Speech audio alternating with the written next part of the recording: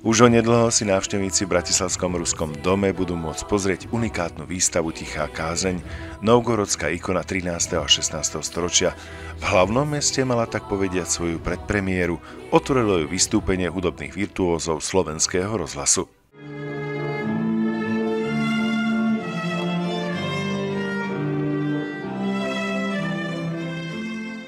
Výstavu otvoril ruský veľvyslanec jeho excelencia Igor Bratčikov spoločne s bývalým ministrom kultúry Ruskej federácie profesorom Michailom Švitkojom.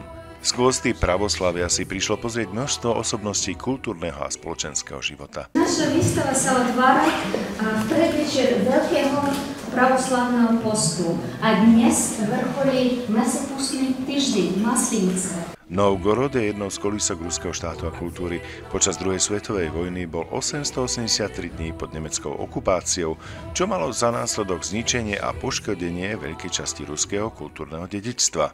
Výstava predstavuje kopie 12 najvzácnejších ikon, ktoré sú veľmi známe po celom svete.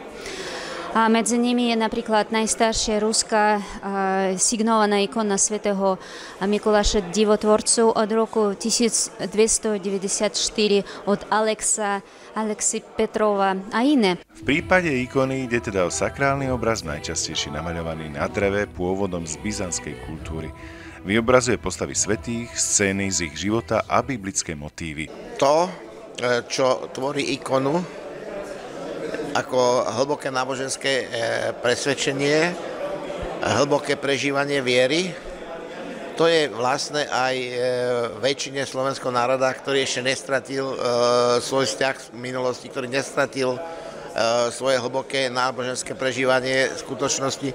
Hudba, kultúra a šport má národy spájať a nerozdeľovať. Generál Ševčík v tejto súvislosti pripomína aj blížiace sa výročie oslobodenia Bratislavy 4. apríla 1945. 4.4. je výročie oslobodenia Bratislavy.